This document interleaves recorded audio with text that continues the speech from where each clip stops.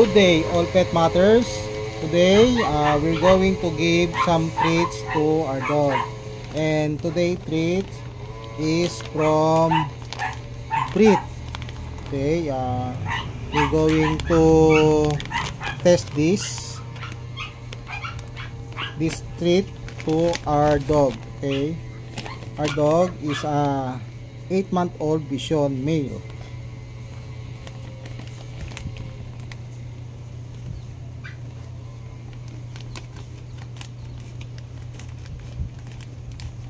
These Brit treats came from resealable pack. So after we give the treats, we can reseal it again. Okay.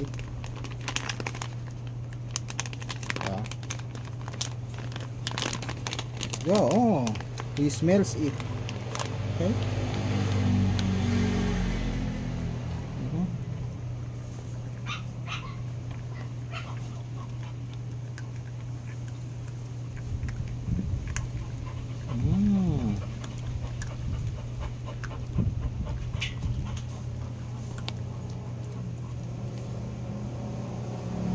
Okay, I'll give you another one. Okay. Oh, he likes it. Okay. Another one. Good dog. You like the treats, huh?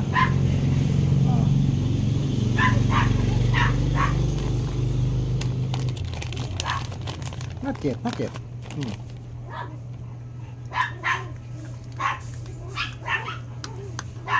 Good dog. Okay. Sit mo na, sit. Sit mo, sit. Good dog.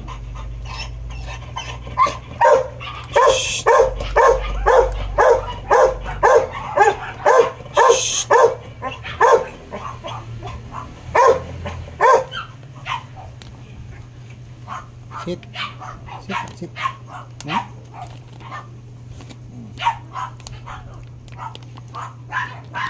Okay.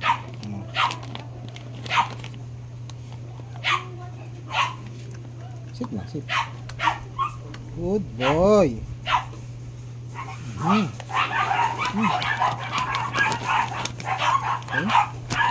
Oh, last one na, last one.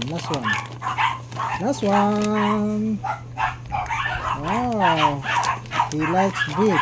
Okay, so you cannot finish that in one sitting. Okay.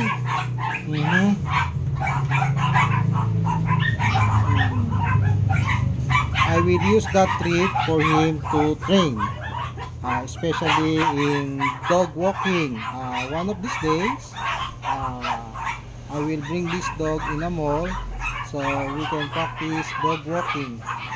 Of course, he needs to be on leash, and he will also wear diapers.